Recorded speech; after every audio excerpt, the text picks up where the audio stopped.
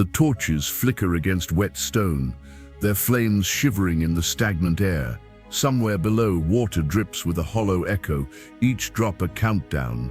You can smell it before you see it, the musky reptilian stench of scaled bodies in the dark.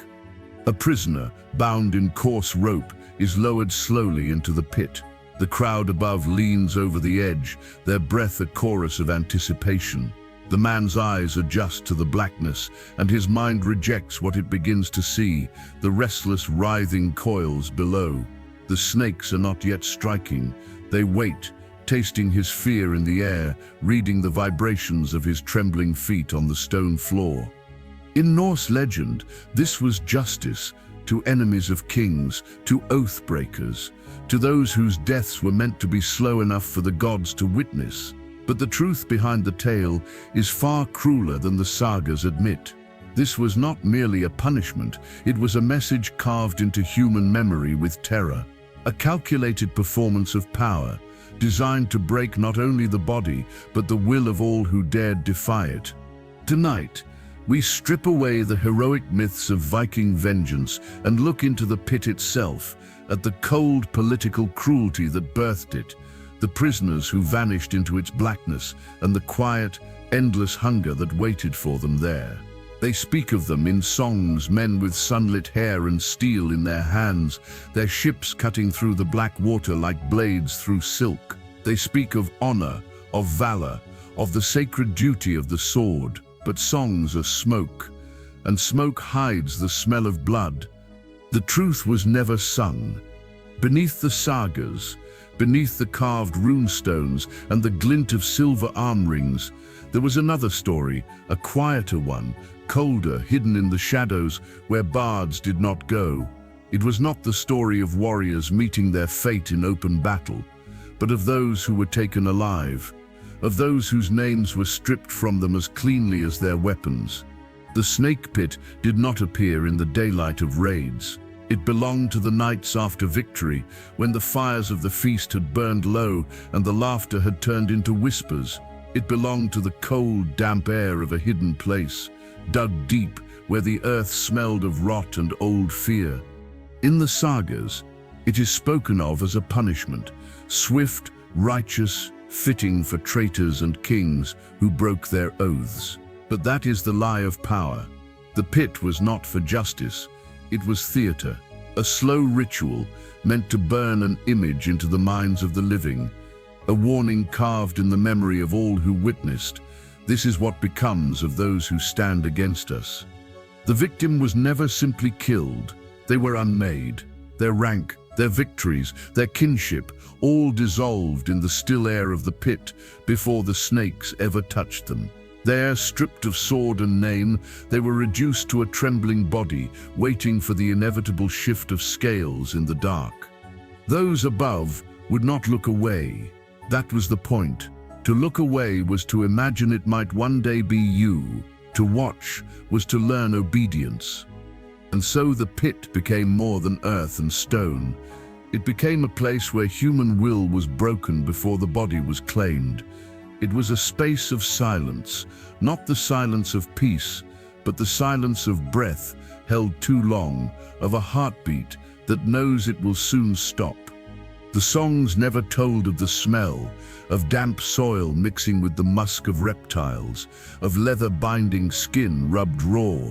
They never told of the sound, the soft, constant shift of scales like dry leaves on stone. They never told of the moment when eyes, adjusting to the dark, saw movement where there had been none.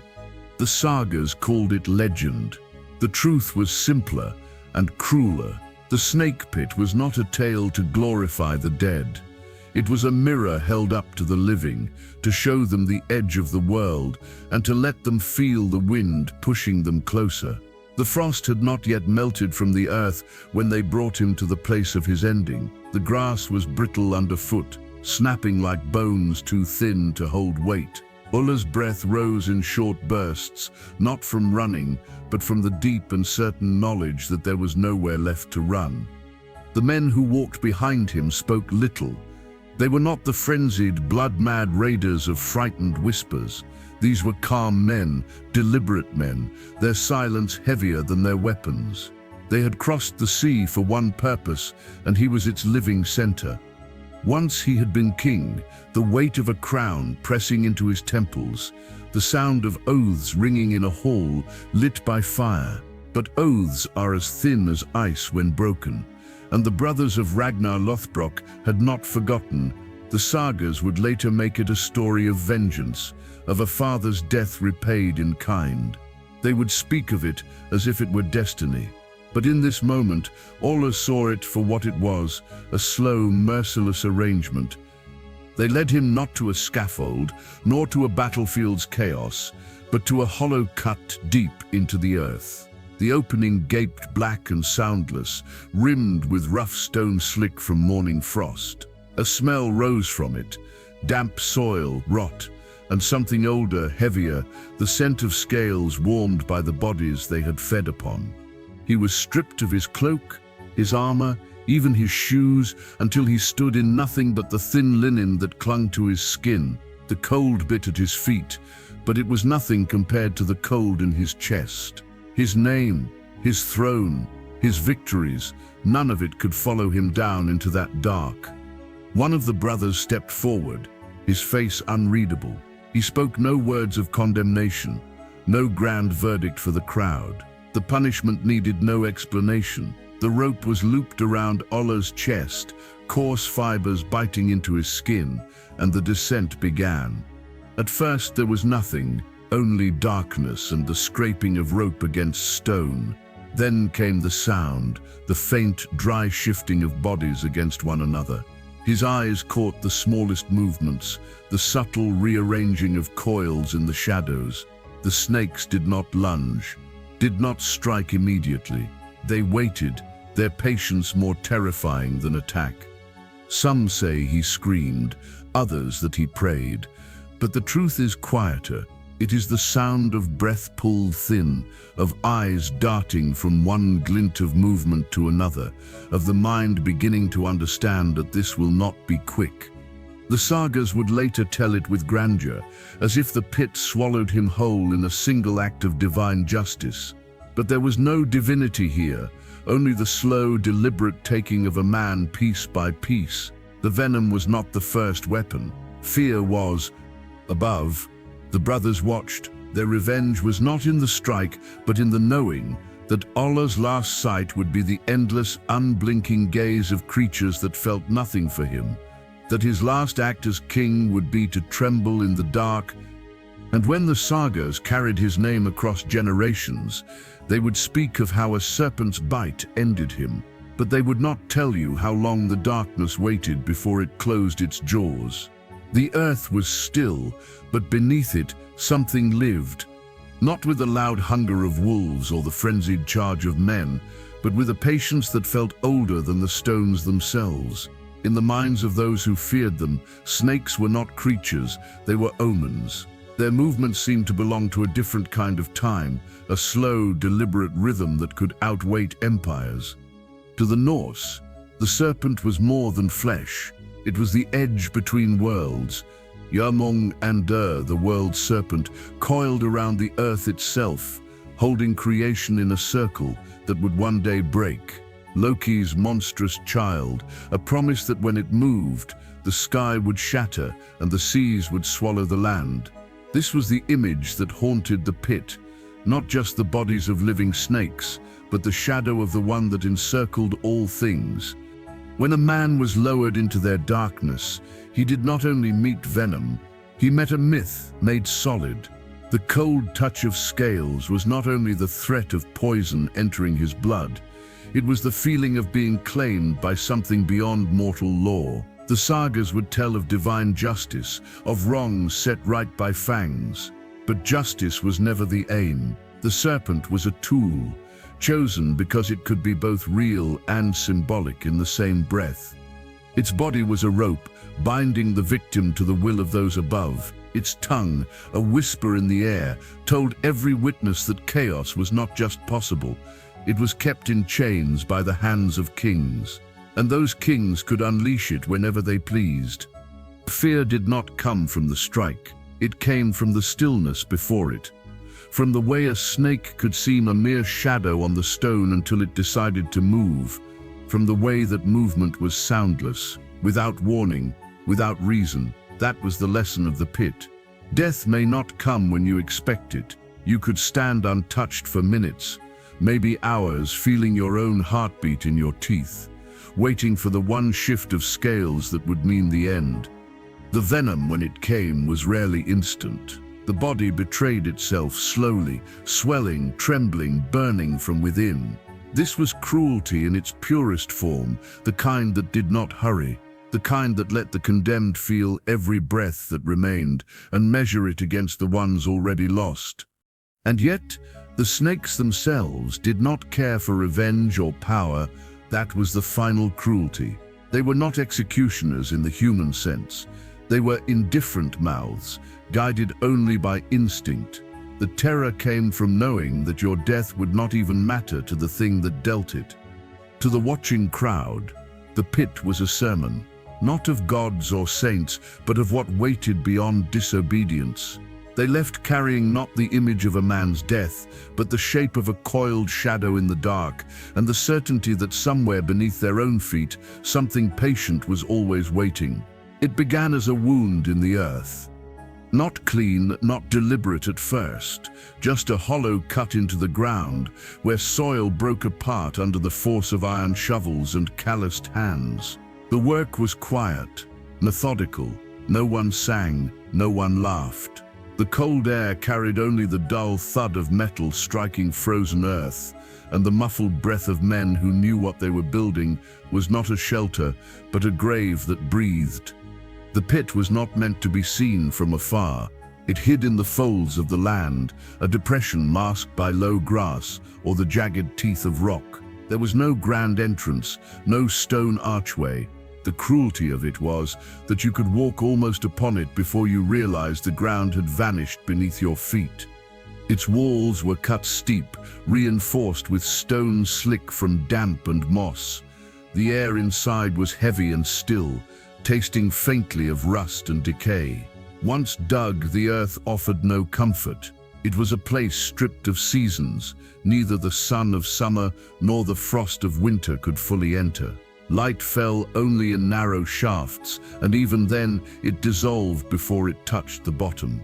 They lined the base with what would keep its inhabitants alive long enough to serve their purpose.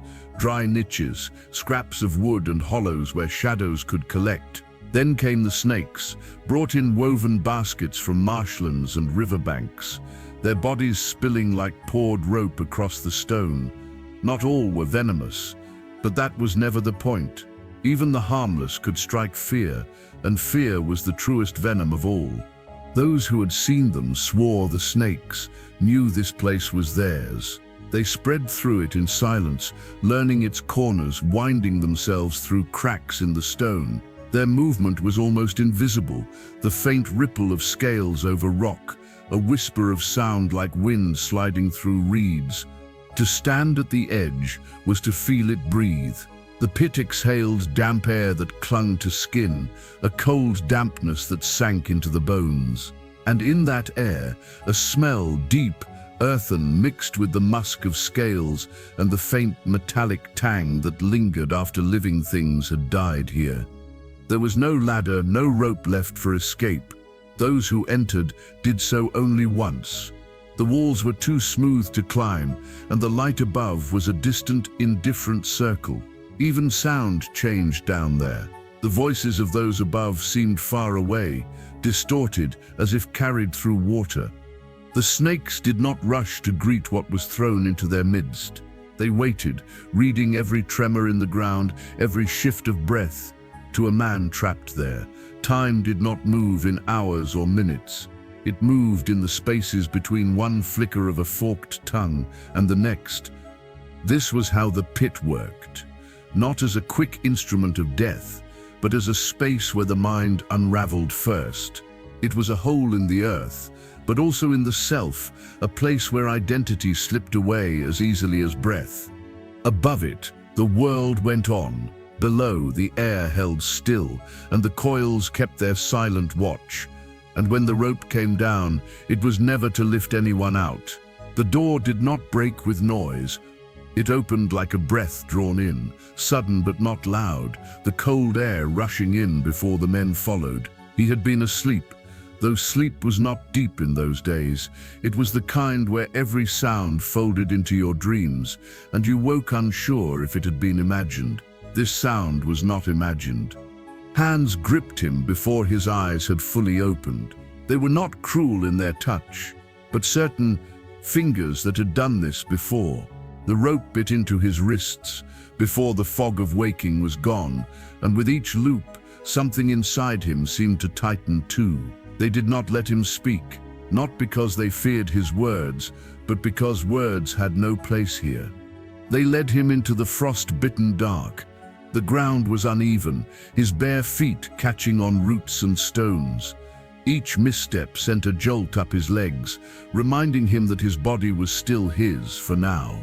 Around him, the night was almost still, but he felt watched, not just by the men at his sides, but by the silence itself, as though the trees leaned closer to hear the last of his footsteps on their soil. The place they brought him to was not far, though the walk stretched long inside his mind. At first he did not see it. The pit hid itself until you stood at its lip. The air changed before the sight did. A heaviness rose from the dark below, carrying with it a damp musk that clung to the back of his throat. It smelled like a cellar left too long without light, layered with something sharper, animal. The crowd was already there. Faces he knew, faces he didn't. Some stared openly. Others let their eyes slide away, as if that small act could erase them from the memory of this moment. The ropes around his wrists were cut, but it was not freedom. His arms were taken instead, bound across his chest with a single loop. The knot pressed hard against his heart. A voice, low, even, spoke a few words he did not register, not because he couldn't hear, but because the meaning had already arrived without them. The rope was tied again, this time to his chest, and the other end vanished over the pit's edge. When they began to lower him, the air seemed to grow colder. His feet found nothing. Then the stone wall pressed against his side, slick and wet. The rope rubbed against his skin, each rough fiber burning a line into him. Darkness deepened with every span of rope that passed through the hands above.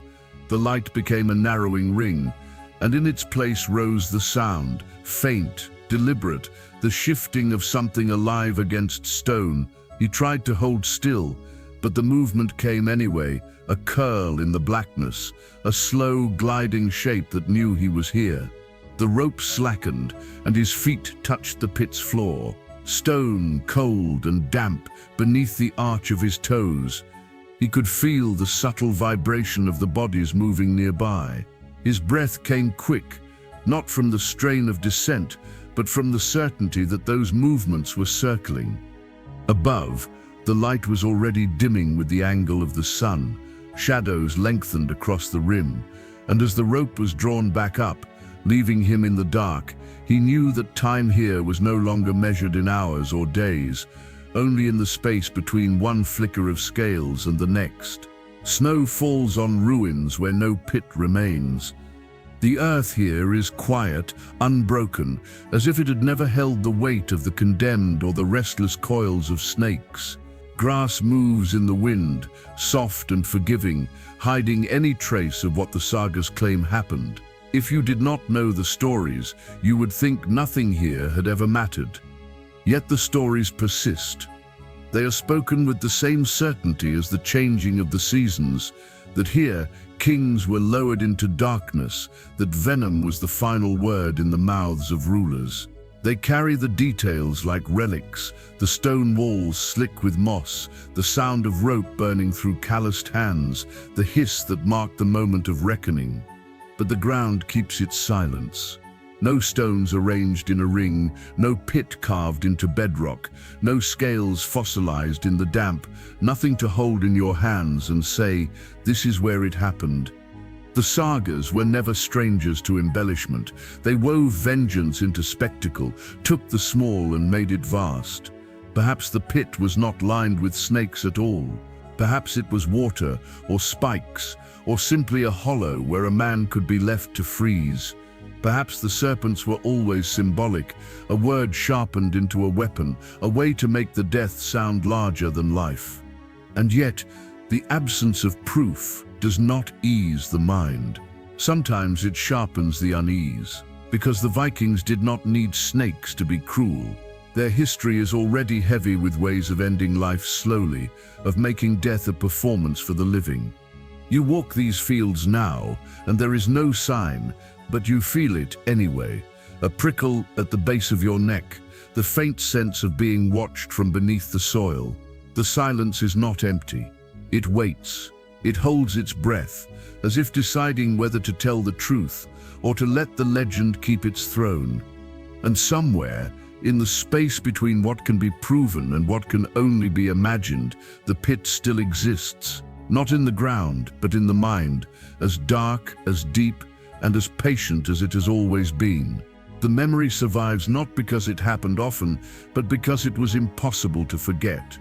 The mind does not cling to the common deaths, the sword through the chest, the arrow to the heart. Those are clean, almost merciful. But the snake pit, that was something else. It was not a blow, it was a place you could picture yourself falling into long after you had walked away. Stories outlive the truth, when the truth alone is not enough to hold fear. The pit was spoken of in feasts and in whispers, in the long winters when the wind clawed at the eaves and people huddled close to the fire. A child might hear it for the first time and imagine the cold coils tightening, the hiss in the dark. An old man might hear it again and remember a face at the bottom, half lit, calling out a name no one dared answer. What matters in such legends is not their accuracy, it is their shape. The snake pit was a symbol cut from the same cloth as the gallows, the stake, the breaking wheel, a reminder that cruelty is at its most enduring when it feels inescapable. Even if no one alive had seen it, the pit lived on because it could be seen in the mind. And perhaps that is the most dangerous thing about it, because the moment a punishment becomes more powerful in imagination than in fact, it no longer needs to exist in stone and soil. It exists everywhere. It can be summoned in an instant, in a ruler's threat, in a parent's warning, in the pause before a sentence is finished. The sagas gave it teeth, but the people gave it breath. Every retelling carried the unspoken message that cruelty, once invented, never truly dies. It waits, dormant, in the spaces between stories and memory, ready to be used again when the right hands decide fear is more valuable than mercy. And so the pit remains not as a hollow in the ground, but as a hollow in us. A reminder that the worst of human invention needs no walls to hold it, no snakes to guard it. It needs only to be remembered, and it will be for as long as fear itself draws breath.